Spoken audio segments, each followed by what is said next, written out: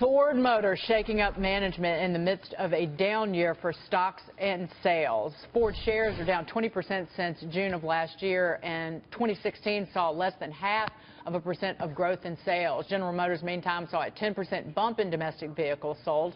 Enter Jim Hackett at Ford as the CEO, who's looking to revive that brand and the stock price. Let's bring in FoxNews.com automotive editor Gary Gastelu.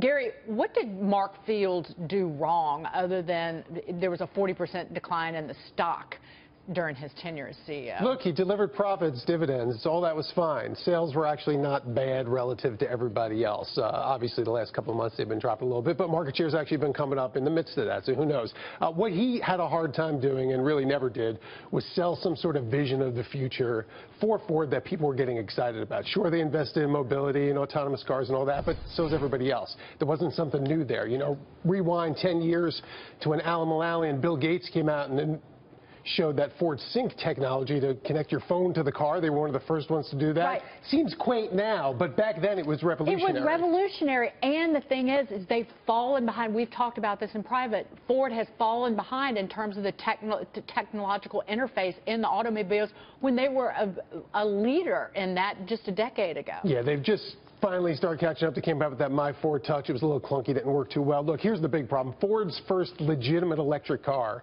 is still 3 years away. This driverless car it's talking about is 4 years away, and it's only going to sell it to ride-sharing companies. So it's not going to be a big volume player. It's not going to move the needle that much. Meanwhile, you've got Tesla, which is the company everybody's benchmarking against right now. Musk is, everything he says comes late, but it eventually comes.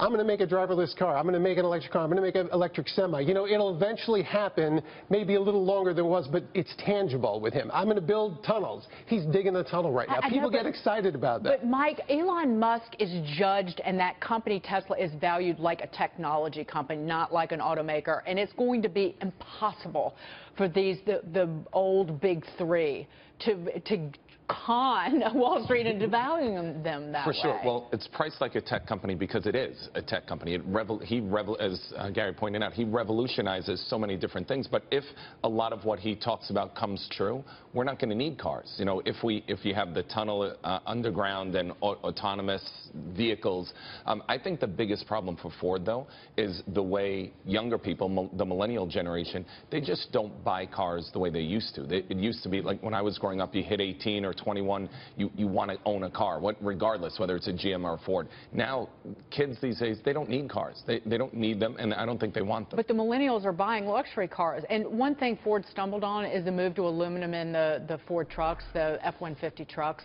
That was a stumble because it distracted them from everything else that they were doing. Commercially, it's worked out. The trucks are selling well. People like them. But, yeah, you're right. It did distract them. They fell behind on small SUVs. They don't have a subcompact SUV right now.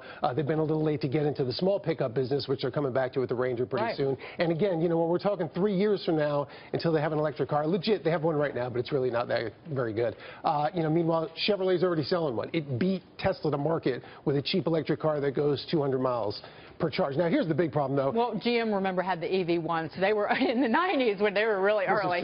They don't exist anymore. But just the whole Tesla, you know, if you want to talk about something legitimate, though, with Tesla versus Ford, you know, Tesla says 5 years from now, 3 years from now, we're going to be selling 1 million cars. That's 10 times more than they sell now. Ford says 5 years from now, 3 years from now, we're going to be selling 40% of our fleet will be electrified. That's not 1 million more cars. Right. That's a transition of 1 million cars it's already making. There's no growth there. So why would anybody get excited about that on Wall Street? And now the question is, can Hackett hack it? Look, he fixed Steelcase, but he didn't turn Steelcase into Tesla. And you say part of the problem is just that they keep things too close to the vest. Gary, got to go. Thank you so much, Gary Gastelu. Love it when you're on.